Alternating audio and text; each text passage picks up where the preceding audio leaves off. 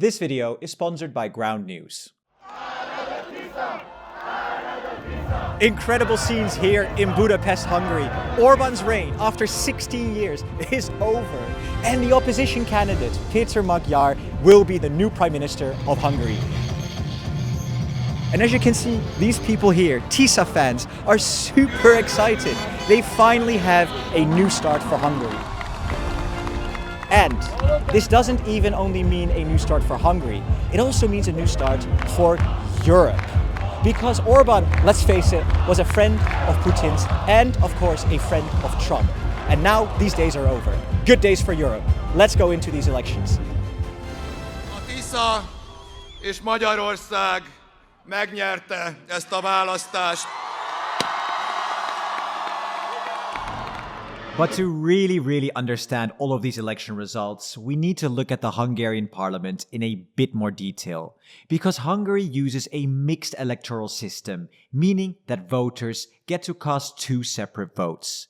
The first vote is for a candidate in your local constituency.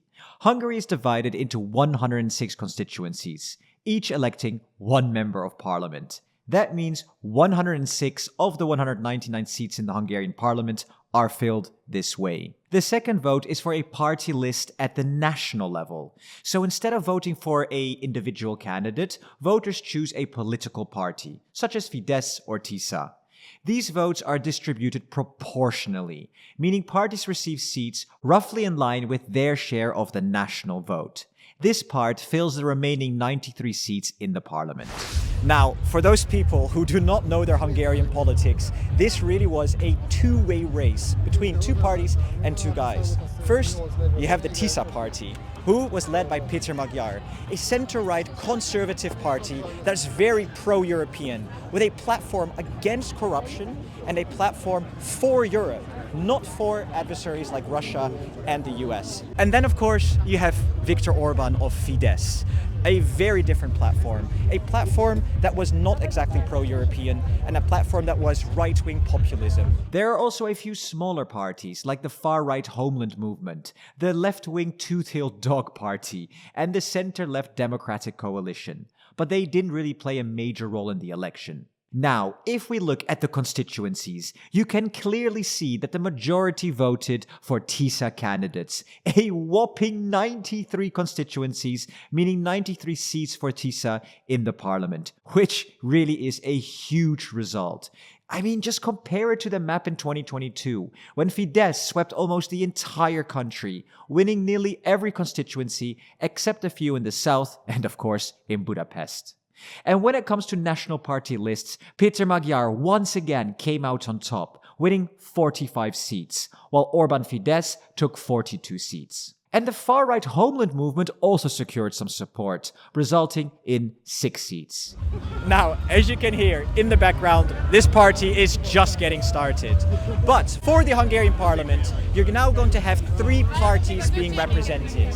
And how these parties are going to work together, we're going to get into later in this video. Now, not everyone is ecstatic about Péter Magyar's election victory, especially when you compare how different media outlets covered the result. On election night, more than 350 media outlets reported on the story, many of them leaning left politically, and the difference in coverage is simply striking. Just have a look at this bias comparison tool. You can see that left-leaning outlets often frame the result as a victory for democracy over an autocrat. But meanwhile, more right-leaning coverage tends to humanize the defeat, describing it as painful and the end of an era. It's really the exact same election results, but interpreted in completely different ways. And this difference in framing, not from our politicians, but from the media, is exactly why I like Ground News. Because Ground News lets you compare how the same story is covered across the political spectrum, helping you avoid being stuck in simply just one narrative. What I also find so useful is that when I scroll further down, you can directly see the headlines from different outlets side by side, along with more information on ownership, factual reliability, and political bias. The Ground News app and website include a whole range of tools designed to help you understand the news environment more clearly and spot potential bias. And if you'd like to try it yourself, you can get 40% off unlimited access to the Vantage plan using the link in the description or by basically scanning the QR code on the screen right now. Back to the video. Péter Magyar, who is now set to become Hungary's next prime minister, promised to restore the rule of law, reduce corruption, and repair Hungary's relationship with Europe. And clearly, that message resonated with voters. Many Hungarians wanted change, but delivering that change can be difficult, because in Hungary, a simple majority is often not enough. Hungary is not a liberal democracy, it's an electoral autocracy, which means that we do have elections, but a lot of state institutions that officially independent from the Fidesz party is actually ruled by Fidesz party members, like the Constitutional Court. The Constitutional Court is filled up with Fidesz party members or people who actually get appointed by Viktor Orbán. And the new government can only replace those people if they have a supermajority. And supermajority means that you get the 2/3 majority in the Hungarian parliament. And this is exactly what makes this election result so remarkable. Tisza didn't just win, they secured a supermajority. I mean, let's have another look at the parliament. And as you can see right here, Tisza holds 138 seats, which puts them well above the crucial 2/3 threshold required to change the constitution. And with that kind of result, Péter Magyar does not need coalition partners to push through major reforms or restaff key institutions. And in his speech last night, he pretty much said exactly that. He actually named a whole list of people, calling them to resign and calling them Fidesz puppets. For example, the head of state and the president of the Constitutional Court and a whole lot more people. He also declared that Hungary should become a European country again, a line that prompted parts of the crowd to chant, "Russians, go home." This does bring us to a critical question though. Will Magyar actually mend Hungary's relationship with Brussels and the EU? He's coming from this right-wing, but not extreme right-wing kind of family backgrounds.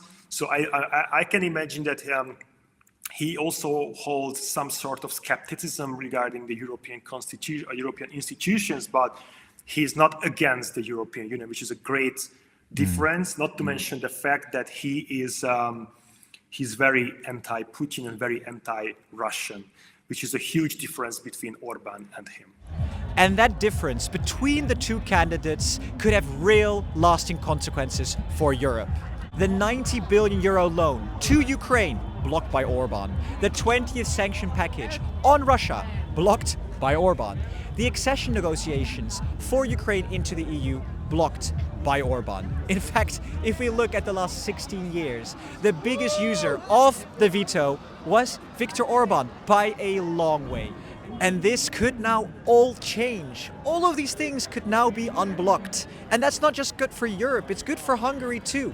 Because the EU could now unfreeze 20 billion euros of European money that can help Hungary flourish and make it have a better economy. And when we look at Orban and his European party, the Patriots for Europe, this is a massive loss. That will backfires for the entire movement as well if they lose their leader, because if you just think about most of these parties, they are in opposition in their own countries. There are some exceptions like Meloni in Italy, but the most radical leaders, the most vocal member of these patriotic movements, they are in opposition.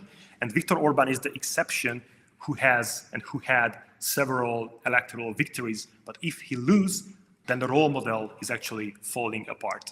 Now, this is what I think, and honestly, it has all made me a bit emotional because I see so many young people on the street, all with their flags out. Many Hungarians, also some Europeans. They're all so happy about this change. I mean, one guy literally just standing there, holding a flag saying, "We're making history, we're making history." And yes, Hungary is making history. This is a great European moment, one we've not had for such a long time. And it's great to celebrate it, and I'm happy for it. And I think this could be a new start, a new age, so to speak, an era for Europe, with Hungary to stand as a pillar in the world in between all of these mighty superpowers like the US and China. Thank you so much for watching, and if you want to dig deeper into media bias and understand how stories are being framed, check out our sponsor, Ground News. You can get the Unlimited Access Vantage plan with 40% off by using the link in the description or scanning the QR code on the screen. Thank you so much to our presidents, and see all of you in our next video. Thank you.